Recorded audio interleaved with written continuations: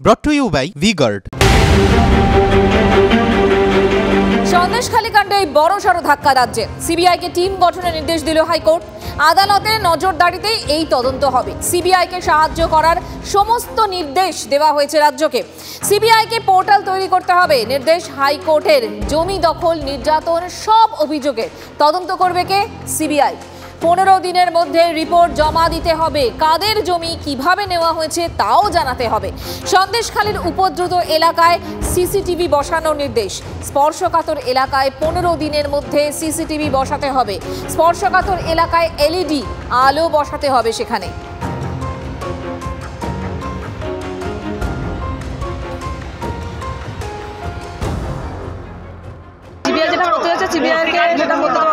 সন্দেশখালীতে একাধিক জায়গায় সিসিটিভি বসানোর নির্দেশ দিয়েছে আদালত। কি বলবেন এই বিষয়ে? অবশ্যই এটা আদালত থেকে সঠিক সিদ্ধান্ত নিয়েছে। সিবিআই তদন্ত প্রত্যেকটা মানুষ চাচ্ছে যে হাইকোর্টের প্রধান বিচারপতি যে রায় দিয়েছেন সেই রায়ে সন্দেশখালীর মানুষের জীবন জীবিকা এবং তাদের যে দাবি সেগুলোর কিছুটা হলেও পূরণ হবে। কোর্ট যে রায় দিয়েছে সেই রায়ে কোনো রাজনৈতিক দলের সুবিধে হবে বলে আমি মনে করি না, কারণ সন্দেশখালীর মানুষ দীর্ঘদিন ধরে কোনো একটা রাজনৈতিক দলের শাসন এবং শোষণে অত্যাচারিত হয়েছেন। তাই আজকের এই রায়ের মধ্য দিয়ে মানুষ কিছুটা হলেও নিষ্কৃতি পাবে। আদালতের এই রায়কে আমরা স্বাগত জানাচ্ছি। সন্দেশখালীর ঘটনা এবং আদালতের রায় আরও একবার প্রমাণ করে দিল যে তৃণমূল সরকারের অনুপ্রেরণায়, মমতা বন্দ্যোপাধ্যায়ের অনুপ্রেরণায় মহিলাদের উপর যে অত্যাচার হয়েছে তার প্রাইমা ফেসি কোনো প্রমাণ, প্রাথমিক কোনো প্রমাণ তদন্তে উঠে এসেছে। সেই জন্যই মহামান্য আদালত ঠিক করলেন যে এখানে সিবিআই তদন্ত প্রয়োজন, রাজ্য পুলিশ দিয়ে হবে না। রাজ্য পুলিশ শুধু শাক দিয়ে মাছ ঢাকার চেষ্টা করে, শাক দিয়ে তো মাছ ঢাকা যায় না। আদালতের যে রায়, এই রায় যুগান্তকারী রায় এবং আমার মনে হয় বিগত দিনে কলকাতা হাইকোর্টের মহামান্য বিচারপতিরা যেভাবে তাদের রায়দান করেছে তার জন্যই বাংলাতে এই মুহূর্তে গণতন্ত্র অবশিষ্ট আছে।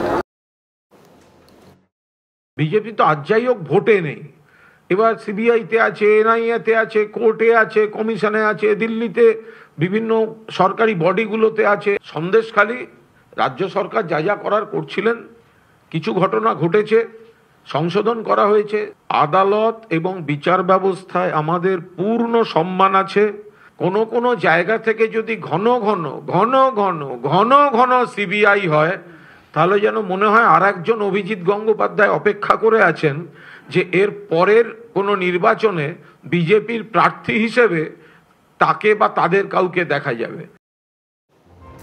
আদালতের রায়ে নিষ্কৃতি পাবে সন্দেশখালীর মানুষ। মন্তব্য সিপিএম প্রার্থী নিরাপদ সর্দারের। দারুণ আনন্দের খবর। এটা সন্দেশখালীবাসীর কাছে একটা মানে দীপাবলির মতো অবস্থা, মানে হোলির মতো অবস্থা আছে। আমরা ভীষণ খুশি। আমরা এইটাই চেয়েছিলাম যে সিবিআই তদন্ত হোক। সন্দেশখালীর বুকে যে অন্যায় অত্যাচার হয়েছে এটা সম্পূর্ণভাবে সিবিআই তদন্ত। সিবিআই তদন্ত দিয়েছে নারী নির্যাতন, জমি লুঠের মানে ইনকোয়ারির জন্যই সিবিআই রায় দিয়েছে।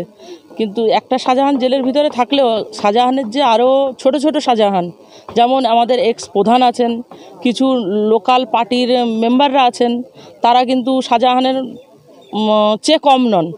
আদালতকেও জানাতে চাই যে এদের ব্যবস্থা না করলে এদের কঠিন থেকে কঠিনতম ব্যবস্থা এদের করতে হবে।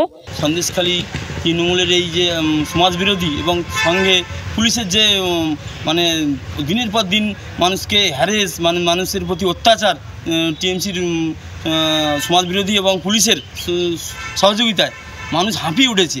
তাই মহামান্য আদালত যে রায় দিয়েছে তাতে আমরা অত্যন্ত খুব খুশি, সবাই খুব খুশি। মানুষের শারীরিক, মানসিক এবং মায়েদের যেভাবে শ্লীলতাহানি থেকে আরও যেভাবে অকথ্য অত্যাচার করেছে, তাদের পাশবিকভাবে তাদের প্রতি যে অত্যাচার হয়েছে, কলকাতা মহামান্য হাইকোর্ট যে রায় দিয়েছে, সন্দেশখালীর বাসিন্দা হিসেবে আমি খুব খুশি এবং সঠিক বিচার পাবে এটা আমরা আশাবাদী।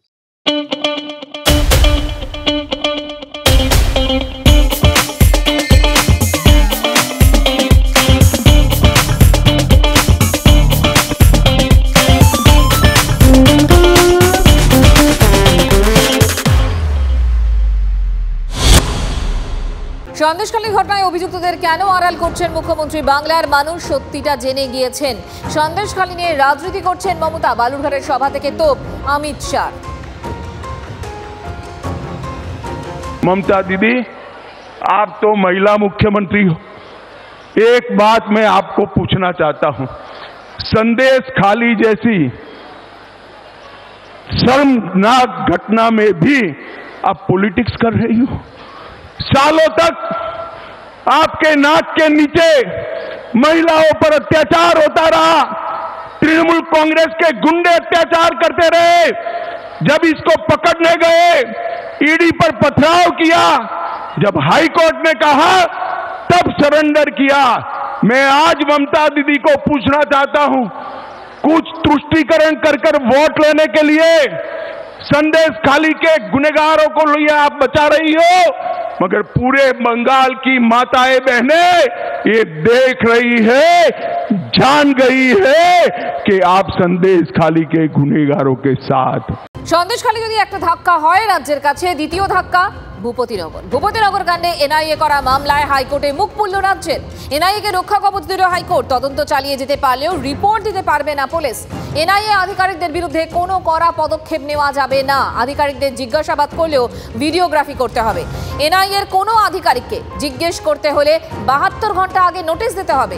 এনআইএ আধিকারিকদের বিরুদ্ধে গুরুতর ধারা যুক্ত করা হলো কিভাবে, প্রশ্ন বিচারপতি জয় Sengupta.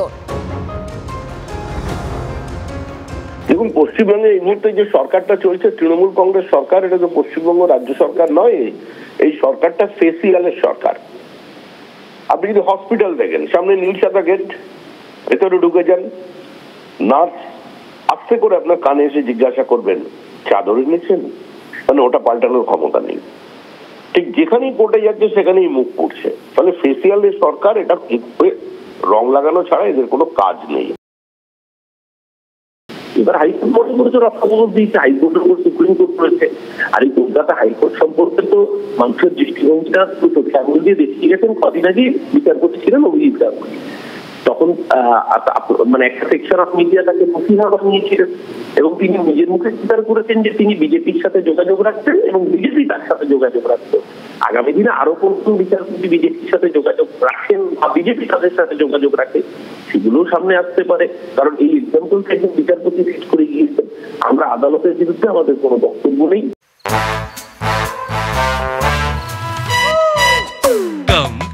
Come, my love, please don't say no, baby. Come, my love. V-Guard এর air coolers extra large cooling pads সহ যা বড় বড় মহারথীকেও ঠান্ডা করে দেয়। V-Guard air coolers, long lasting cooling. ভূপতিনগরে দুষ্কৃতীদের আড়াল করছে রাজ্য। হাইকোর্টের নির্দেশে এনআইএ তদন্ত করছে, কোনো দুষ্কৃতী ছাড় পাবে না। ভূপতিনগর বিস্ফোরণ কাণ্ডে সরকারি রাজ্য পুলিশকে নিশানা কেন্দ্রীয় স্বরাষ্ট্রমন্ত্রী।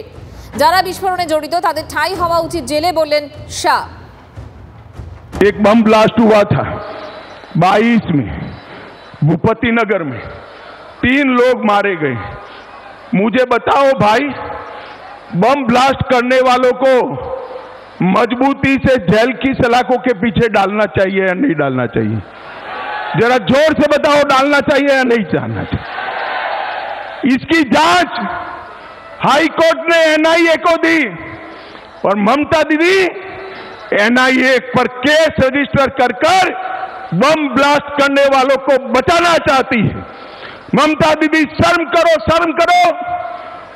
आप बम ब्लास्ट के आरोपियों को बचाना चाहती हो। आप चिंता मत करिए बंगाल वालों, हाई कोर्ट ने एनआईए को जांच दी है, सबको उल्टा लटका कर सीधा कर दिया जाएगा। आप चिंता मत करिए। উল্টা লটকাকে সিধা করেগা, আমরা এই ধরনের কথা বলি না, বরঞ্চ যা পদক্ষেপ নেওয়ার সেগুলো নেওয়া হয়। এরা যে এই জিনিসে বিশ্বাস করে সেটা তো দেখাই যাচ্ছে। কিন্তু এই ধরনের কথাগুলো যে ভারতীয় জনতা পার্টিও নানান জায়গায় বলছে এবং তাদের জায়গাটাকেও পরিষ্কার করে দিচ্ছে, আমরা মানুষের ক্ষমতার কাছে মাথা নিচু করব, কিন্তু মানুষকে অপব্যবহার করে যারা ক্ষমতায় আসীন আছে তাদের কাছে আমরা মাথায় নিচু করি না। Brought to you by V-Guard।